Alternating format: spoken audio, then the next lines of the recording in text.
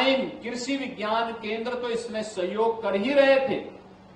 2018 में प्रधानमंत्री मोदी जी की अनुकंपा से यहां पर ईरी का यह सेंटर वाराणसी में खुल करके इसने एक बड़ी भूमिका का निर्वहन हमें किया है, उत्तर प्रदेश के लिए किया है, देश के लिए किया है। मैं देखता हूं डॉक्टर सुधांशु लगातार किस फील्ड में क्या काम हो रहा है, राइस के लिए कौन सी नई वैरायटी उपयोगी हो सकती है,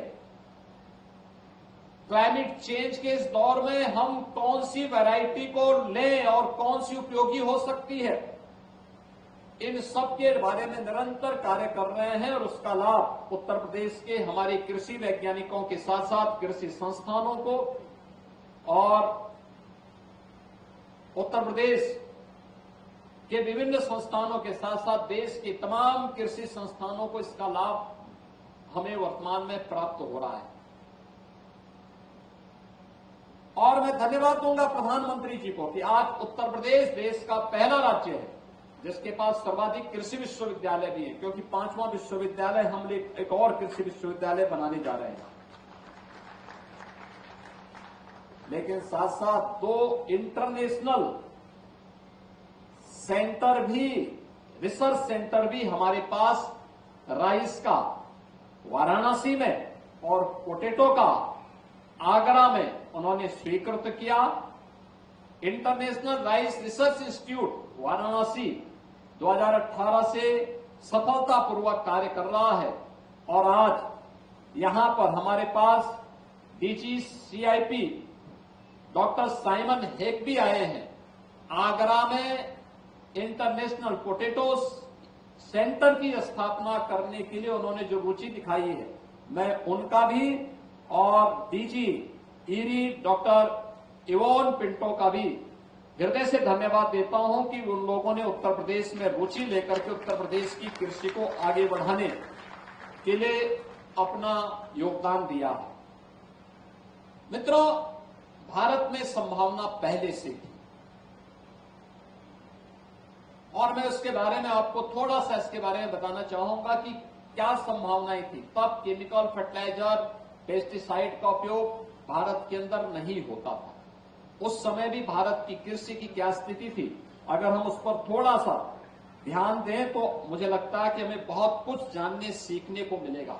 और वह इसलिए मिलेगा कि कम लागत में अधिक उत्पादन, यह आज की आवश्यकता है।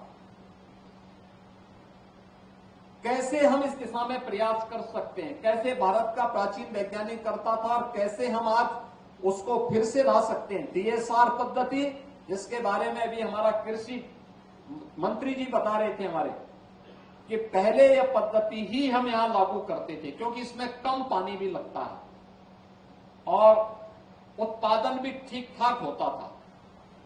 याद रखना, जब भी हम अपने यहां इनोवेशन को, रिसर्च एंड डेवलपमेंट को छोड़ देंगे, हमारे आगे बढ़ने की संभावना उतनी ही क्षीण हो जाएगी। और यही कुछ हमारे साथ होता रहा है। एक समय था जब भारत ने प्रगति की, लेकिन धीरे धीरे करके जब हम लोगों ने उसमें इनोवेशन को, रिसर्च एंड डेवलपमेंट को बाधित किया या उसको आगे बढ़ाने में हम चूके, तो हम पिछड़ते गए। परिणाम हम सबके सामने है। आज हमारे सामने जो चुनौती है, उन चुनौतियों का सामना करते हुए हमें कार्य करना होगा। भारत के अंदर प्राचीन काल से आप देखेंगे, जिस काला नमक चावल की बात हो रही, जिस पर ईरी भी यहां पर वाराणसी का सेंटर भी काम कर रहा है, यह 3000 वर्ष पहले भगवान बुद्ध ने इस चावल को दिया था, जिसको भगवान बुद्ध के ही प्रसाद के रूप में हम लोग इसकी ब्रांडिंग कर रहे हैं। 1 डिस्ट्रिक्ट 1 प्रोडक्ट में भी हम लोगों ने काला नमक चावल को सिद्धार्थनगर जनपद के एक प्रोडक्ट के रूप में इसको हम लोगों ने आगे बढ़ाने का काम किया है।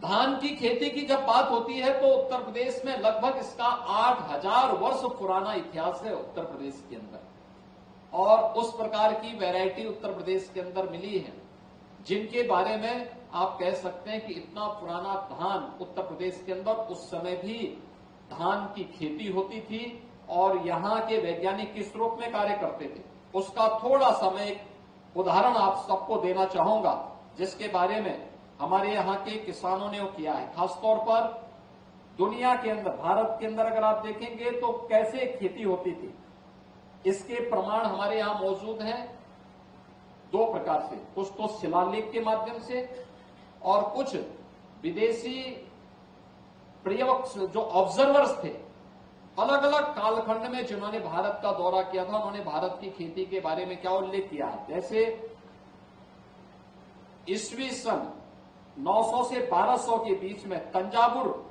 के शिलालेख में उल्लेख मिलता है कि प्रति हेक्टेयर वहां धान की खेती 15 से 18 टन प्रति हेक्टेयर का उत्पादन वे धान की खेती करते थे। आप सोचिए, आज से 1000 वर्ष पहले दक्षिण कर्नाटक में, दक्षिण अर्काट में, वहां के शिलालेख में है 11वीं सदी में, यानी 11वीं 12वीं सदी में 14.5 टन प्रति हेक्टेयर धान की खेती उन लोगों ने उस समय वहां लेते थे। रामनाथपुरम तमिलनाडु के शिलालेख में है सन 1325 में, उस समय उन्होंने 20 टन प्रति हेक्टेयर का धान का उपज वहां पर पैदा करने की सामर्थ्य वहां की खेती में थी।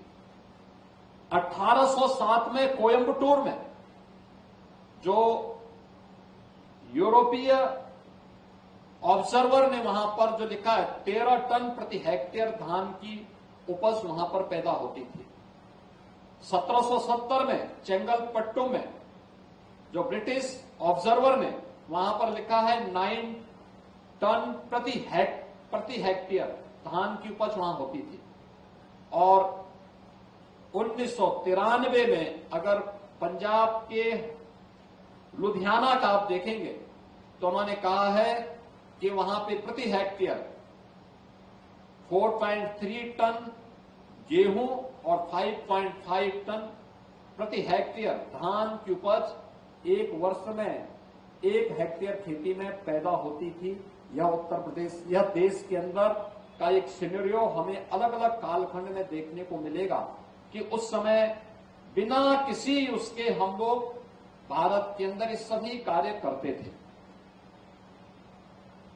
एक 17वीं ईस्वी में फ्रांसाय वर्नियर, यह एक ऑब्जर्वर आए थे जिन्होंने बंगाल की खेती के बारे में उन्होंने उल्लेख किया। उन्होंने कहा है कि देखिए, दुनिया के अंदर ये मान्यता है कि मिस्र की खेती सबसे उत्तम मानी जाती है, सबसे उत्कृष्ट मानी जाती है, और हम भी यही उनका ये कहना था कि हम भी यही मानते रहे हैं। लेकिन जब मुझे बंगाल जाने का अवसर प्राप्त हुआ, मैंने बंगाल की खेती को देखा है, तो मैं अपनी 2 यात्राओं के माध्यम से इस बात पर कह सकता हूं कि वास्तव में मिस्र को दिया जाने वाला जो उत्कृष्ट खेती और कृषि का जो गौरव है, इसका सही हकदार बंगाल रहा है। देखिए, यह 17वीं ईस्वी में यह एक फ्रांसाय वर्नियर एक ऑब्जर्वर इस बात का उल्लेख करता है। और 19वीं सदी में एक ब्रिटिश ऑब्जर्वर अलेक्जेंडर वाकर ने भी मलबार के बारे में बातें कही हैं। उन्होंने कहा है कि मलबार में कृषि ज्ञान प्रायः उतना ही प्राचीन है जितना उनका इतिहास। हिंदू धर्म में उल्लेखनीय अनुष्ठानों में एक का मूल तो संभवतः कृषि के प्रति उनके सम्मान से ही है। और जो मैंने आपको काशी के बारे में बताया कि नंदी की उपासना और गाय के प्रति श्रद्धा का आधार कृषि में इनकी महती उपयोगिता ही है। मलबार में उस समय की बात वो करते हैं कि 50 से अधिक प्रजातियों के धान उगाए जाते हैं। प्रत्येक प्रजाति का अपना पृथक नाम है और उसके अपने विशेष गुण और उसकी खेती की अपनी एक पृथक विधि भी है।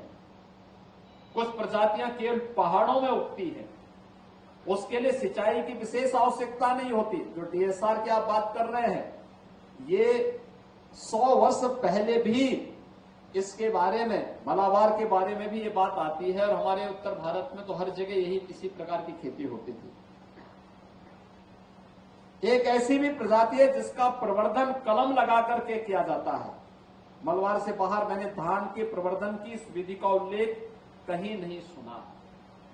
ये भारत के अंदर कृषि के बारे में भारत जो विदेशी ऑब्जर्वर रहे हैं उनकी राय इस रूप में भारत के साथ जुड़ी रही है। अगर हम उत्तर प्रदेश की बात करते हैं तो वास्तव में यह उत्तर प्रदेश के अंदर इसकी संभावना बहुत ज्यादा है, क्योंकि